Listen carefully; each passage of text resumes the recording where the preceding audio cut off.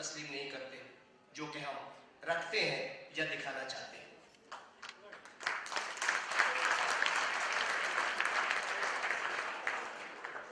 یہ NEDians کا function ہے، اور میں یہ ہمیشہ سے کہتا ہوں کہ اسپیکر، نو اسپیکر، فیچرڈ اسپیکر، کی نوٹ اسپیکر، ان کی میرے نزدیک کوئی اہمیت نہیں ہے۔ میرے لیے جو فخر کی بات ہے وہ یہ ہے کہ میں آپ میں سے ہوں اور میرے نام کے ساتھ NED لگا ہوا ہے۔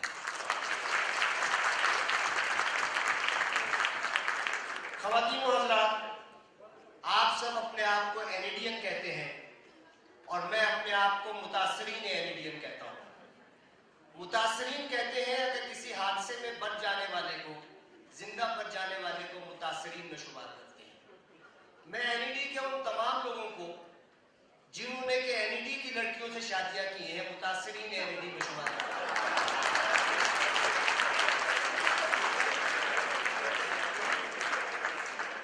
بچے جو اگلے برس ہمیں تو پھر غم پھر ہے، جو چل بسے میں اپنا سلام ہے آخر ہے۔ مجھ سے لوگ کہتے ہیں کہ میں تقریر ٹھیک کرتا ہوں، اور کچھ لوگ یہ بھی کہتے ہیں کہ میں تقریر اچھی کرتا ہوں۔ مجھے اس بات پہ یقین نہیں تھا، لیکن میری بیگم صوفیہ جو NED میں کی ہیں اور میری کلاس فیلو ہیں، پچھلے 32 سال کی شادی شدہ زندگی میں ہر جھگڑے کے بعد ان کا یہ اسٹیٹمنٹ کہ آفتاب تمہیں تقریر کے علاوہ آتا ہی کیا ہے؟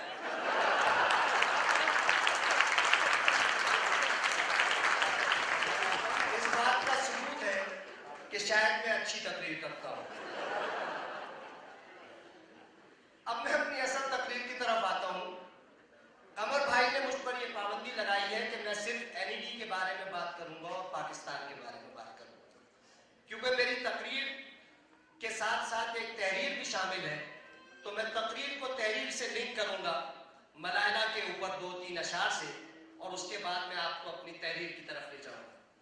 حضرت علی کا قول ہے کہ بولو کہ پہچانے جاؤ، کیونکہ ہر انسان اپنی زبان کے نیچے چھپا ہوا ہے، اور حضرت علی کا قول ہے کہ یہ مت دیکھو کہ کون کہہ رہا ہے، یہ دیکھو کہ کیا کہہ رہا ہے۔ مجھے پوری امید ہے کہ آپ میری تقریر و تحریر کو مولا علی کے اس قول کی روشنی میں ہی دیکھیں گے، کسی اور کی روشنی میں نہیں دیکھیں گے۔ جب ہم NED کی بات کرتے ہیں تو میں یہ سوچتا ہوں کہ NED کیا ہے؟ NED میں ایسا کیا کیرزما ہے؟ NED میں ایسی کیا بات ہے کہ دنیا میں جہاں جہاں NEDians موجود ہیں وہ اس سے محبت کرتے ہیں؟ کہنے کو تو یہ کہا جاتا ہے کہ آدمی اپنی پہلی محبت نہیں بھولتا، اور ساتھ میں یہ بھی جھوٹ اپنی بیوی سے بولتا ہے کہ پہلی محبت تم ہی ہو۔ لیکن میں یہ سوچتا ہوں کہ ہم نے اسکول میں 10 سال گزارے ہیں، انٹرمیڈیٹ کالج میں 2 سال گزارے ہیں، NED میں 4 سال گزارے ہیں، اور اس کے بعد جنہوں نے تعلیم جاری رکھی انہوں نے بھی کچھ سال کسی نہ کسی ادارے میں گزارے ہیں۔ لیکن NED کیا ہے جو کہ ہمارے اذہان سے اور ہمارے دلوں سے چپک کے رہ گیا ہے؟ NED کیا اولڈ کیمپس کی چند عمارتوں کا نام ہے؟ NED کیا کراچی یونیورسٹی سے متصل ایک بہت بڑے رقبے کا نام ہے؟ یا NED ایک ایسے مشن کا نام ہے جس کو کہ ہم سب زندگی میں آگے لے کے چلتے ہیں؟ مجھے لگتا ہے کہ انسان پہلی محبت تو شاید بھول جائے، تیسری محبت نہیں بھولتا، اور تیسری محبت ہماری آپ کی NED سے محبت ہے۔ ہم اسکول میں بھی رہے، کالج میں بھی رہے، لیکن NED سے جو ہماری محبت ہے وہ آج تک جاری ہے۔ ہر شخص اپنے ماضی میں زندہ رہنا چاہتا ہے، ہر شخص کو اپنا ماضی لگتا ہے کہ بہترین تھا۔ اس کی وجہ یہ ہے کہ مستقبل پہ ہماری گرفت نہیں ہوتی ہے اور حال میں ہم ہمیشہ پریشان ہوتے ہیں، تو ہمیں لگتا ہے کہ ماضی ہمارا بہت اچھا تھا۔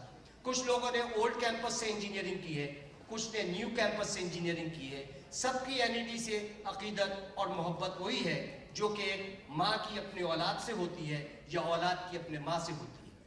اردو ادب میں صرف 3 لوگوں کے لیے ماں کا رشتہ، ماں کا لفظ استعمال ہوا ہے۔ ایک ہماری حقیقی ماں ہے جو ہمیں پرورش دیتی ہے، ہمیں پیدا کرتی ہے، پھر ہماری مادر علمی ہے جو ہمیں تعلیم دیتی ہے، اور پھر ہمارا مادر وطن ہے جو ہمیں پناہ دیتا ہے۔ تو میں سمجھتا ہوں کہ جو ماں کا حق ہے وہی NED کا حق ہے، جو NED کا حق ہے وہی پاکستان کا حق ہے۔ اگر ہم اپنی ماں کا حق ادا نہیں کریں گے، ہم اپنے NED کا حق ادا نہیں کریں گے، ہم اپنے پاکستان کا حق ادا نہیں کریں گے، تو ہم یقینی طور پر ایک ناہنجار اور ناخلف اولاد ہونے کا ثبوت دیں گے۔ جس کو کہ یقینی طور پر ہم لوگ پسند نہیں کرتے۔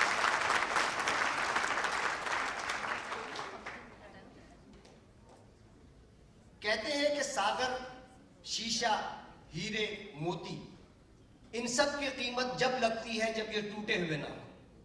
اگر یہ ٹوٹ جائیں تو بے مول ہے، اگر یہ نہ ٹوٹیں تو انمول ہے۔ یہی ہمارے انسانی رشتوں میں ہوتا ہے۔ یہ ہماری بہن ہے، یہ ہماری ماں ہے، یہ ہماری بیوی ہے، یہ ہمارے بچے ہیں۔ اگر یہ رشتے جڑے رہیں تو انمول ہے، اگر ٹوٹ جائیں تو بے مول ہے۔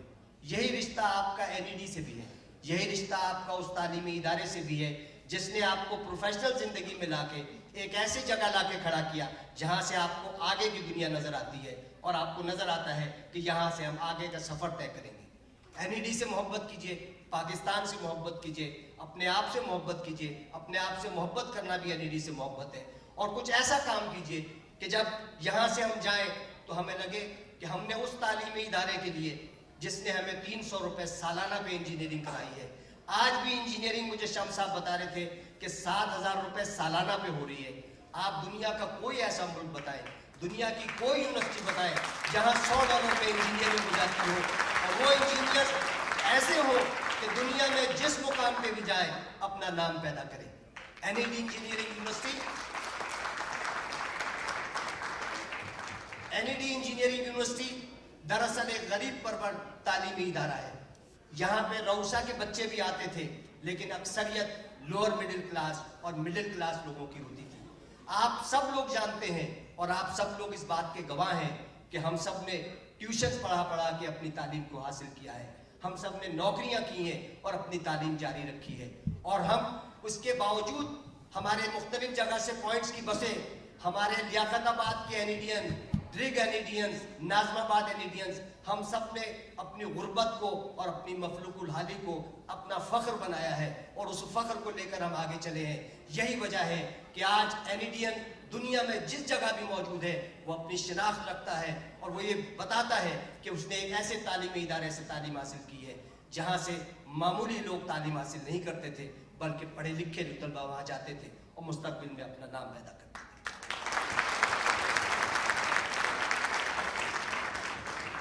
بیشتر اس کے کہ میں اپنی تحریر کی طرف جاؤں، تنویر عالم نے ملالہ کے حوالے سے کچھ بات کی تھی، تو میں اپنی تحریر اور تقریر کا تسلسل ملالہ کے لیے 3 اشعار سے کرتا ہوں۔ ایک امید پس دیدہ تر زندہ ہے، ایک امید پس دیدہ تر زندہ ہے، فاختہ خون میں لت پت ہے مگر زندہ ہے۔ کٹ گرے 1-2 شاخیں تو کوئی فکر نہیں، کٹ گرے 1-2 شاخیں تو کوئی فکر نہیں، پھر نمو پائے گا ایک روز شجر زندہ ہے، ورنہ گلچی سبھی کلیوں کو مسل ڈالے گا، ورنہ گلچی سبھی کلیوں کو مسل ڈالے گا، غیرت اہل چمن جاگ اگر زندہ ہے۔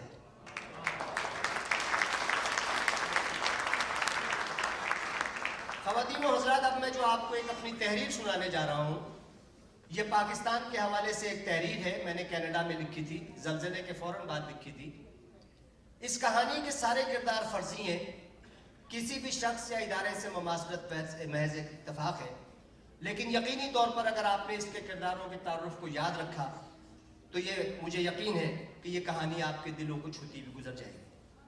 میں جب پیدا ہوا تو پاکستان کو بنے ہوئے 28 سال اور ٹوٹے ہوئے 3 سال ہو چکے تھے۔